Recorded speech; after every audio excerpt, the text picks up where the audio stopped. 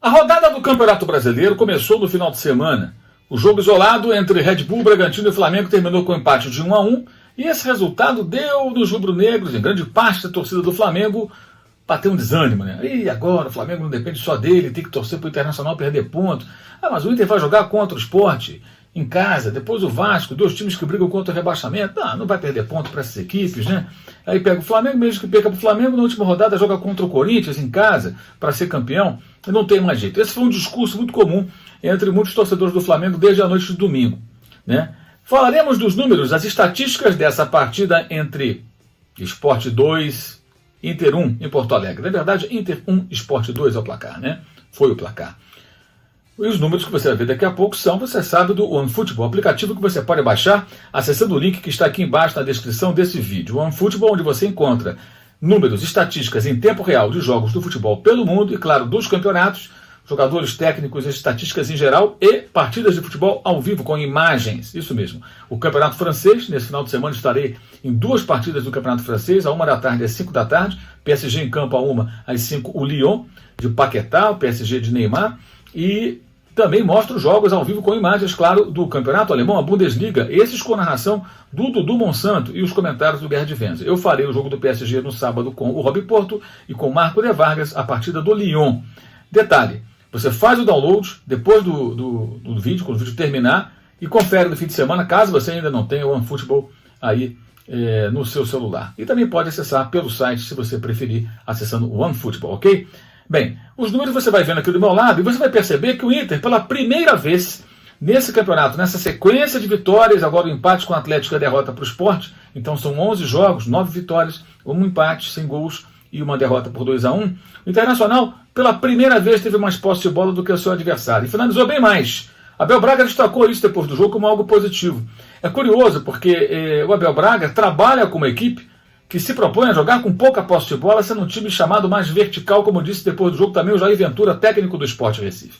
Vertical quer dizer o quê? O time que joga objetivo, vai pro gol, não fica fazendo rodeio, tenta chegar o tempo todo rápido na meta adversária. Assim joga o Inter, muita bola cruzada, uma pressão no campo do adversário para recuperar a bola em alguns momentos, e dessa maneira o time muito objetivo, estava inclusive com um índice, ainda tem, né, um índice de aproveitamento muito elevado das suas finalizações.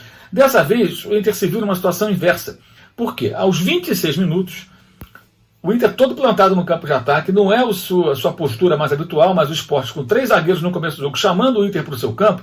O que aconteceu? O Inter subiu e o Endo era o último homem, houve um contra-ataque, a bola quicou, subiu, o Marquinhos escapou, e o Endo fez uma falta, o jogador do Sport caminhava para dentro da área, ficaria frente a frente com o goleiro Lomba e poderia fazer 1-0. Então aquela chamada clara e manifesta oportunidade de gol. Resultado, cartão vermelho para o lateral do Inter.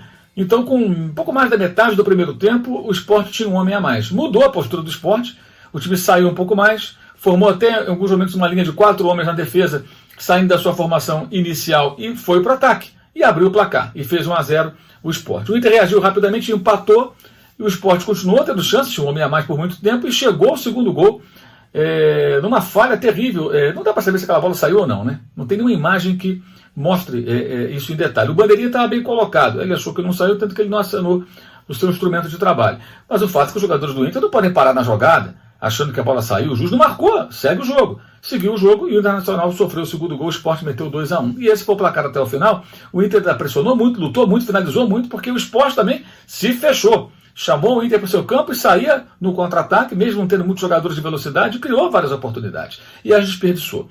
Ou seja, o Internacional foi derrotado pelo Sport. Eu até falei isso antes, falei isso no fim de semana, que esse jogo, se o placar ficasse desfavorável ao Inter, um 0-0 se arrastando, poderia ficar complicado. Porque o Sport se organiza bem defensivamente, e o Jair Ventura sabe montar bem a sua equipe dessa forma. Ele faz um bom trabalho, inclusive, no Sport, que tem um elenco bem limitado, e o Jair consegue fazer com que o Sport tenha dado passos importantíssimos agora com vitórias fora de casa sobre Botafogo e Inter, ou seja, o Lanterna e o líder do campeonato, venceu os dois, ambos longe do Recife, conseguiu aí uma pontuação importante para ficar na primeira divisão para a próxima temporada. E era de se esperar que o Sport jogasse com cuidados defensivos. E o fez mesmo com o homem a mais e com a vantagem no placar. E aí o Inter atacou na volúpia, criando muito mais na base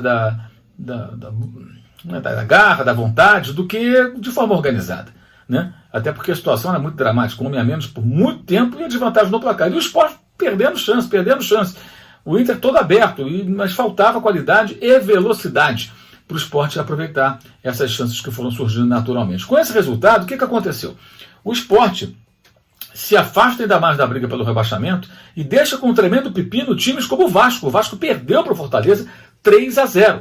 O Fortaleza chegou também a abrir uma vantagem agora, chegou ali uma pontuação que lhe dá uma certa segurança, e o Vasco numa situação perigosíssima. É amassadora, a situação do Vasco é um perigo.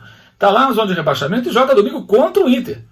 E precisa tirar pontos do Internacional para sobreviver. Então o Vasco não tem como entrar em campo e pensando, se eu vencer aqui ou empatar, eu ajudo o Flamengo, meu rival. Não tem essa opção. O Vasco tem que pontuar. O Vasco vai ter que jogar uma decisão domingo contra o Inter em São Januário e, evidentemente, isso torna a partida ainda mais dramática para o time colorado, que tem que defender a liderança, vencer o jogo para chegar no outro domingo contra o Flamengo na vantagem.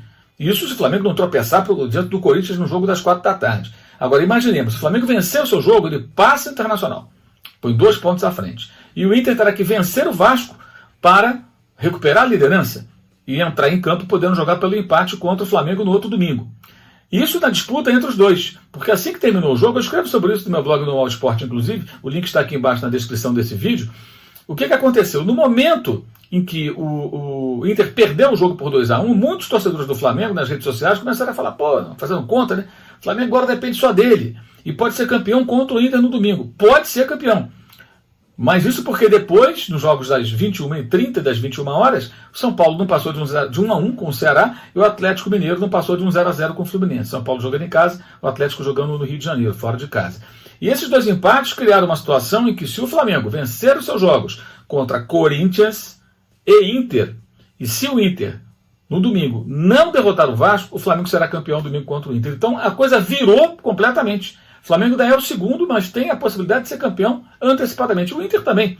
Se o Flamengo tropeçar no Corinthians, o Inter vencer os seus jogos, ele pode ser campeão também antecipadamente. Mas para quem dependia dos outros, de repente ficar até próximo dessa situação, claro, e se o Vasco não perder para o Inter? Então o cenário agora é o seguinte: Inter 1 ponto na frente. Domingo joga contra o Vasco 6h15. Já saberá o resultado de Flamengo e Corinthians. Então se o Flamengo vencer o Corinthians, pressiona o Inter. Se não vencer, o Inter entra em campo mais relaxado. Entra em campo mais tranquilo, sabendo que pode, de repente, até empatar com o Vasco e continuar na frente do Flamengo. Então, isso é importante para o Internacional, saber o resultado. Mas, claro, se o Flamengo vencer, aí fica uma pressão tremenda para cima do time gaúcho, né, precisando do resultado contra um Vasco desesperado. Pode ser um jogo muito dramático, inclusive, um jogo muito eletrizante, com o Abel Braga voltando a São Januário, ele que treinou o Vasco no começo dessa temporada, né, no início de 2020. Então, o que temos aí? E o Atlético e São Paulo agora ficaram ainda mais distantes com esses empates, né? Depende de uma combinação bem improvável de resultados. Mas o Flamengo e o Internacional vão polarizando a disputa. O Inter ainda está em vantagem, é líder, não podemos esquecer, mas volta o Flamengo a depender dele. A rodada que começou muito ruim para o Flamengo deu uma embolada e ficou boa.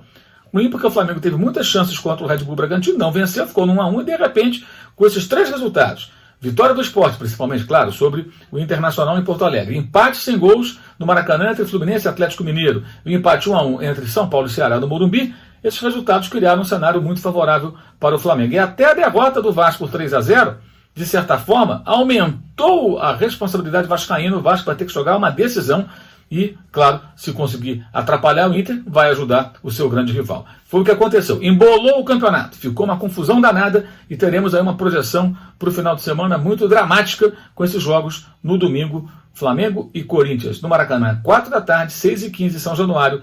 Vasco e Internacional se enfrentando nessa rodada de Campeonato Brasileiro. O detalhe, tem Bahia e Atlético sábado. Se o Bahia pontuar, o Vasco fica mais pressionado ainda, porque os dois têm a mesma pontuação e o Bahia está à frente em critérios de desempate. Se o Bahia fizer mais um pontinho que seja, já fica o Vasco ainda mais no sufoco, precisando pontuar contra o Inter para conseguir, quem sabe, escapar do 4º rebaixamento, que seria para a 2ª divisão do futebol brasileiro. Aliás, o Vasco tem um aproveitamento com o Vanderlei Luxemburgo de apenas 1/3 dos pontos. Disputou 27, ganhou 9, isso dá 33,3% de aproveitamento, um índice muito baixo. O Vasco veio muito mal no campeonato e a troca de técnico não surtiu o efeito que se esperava.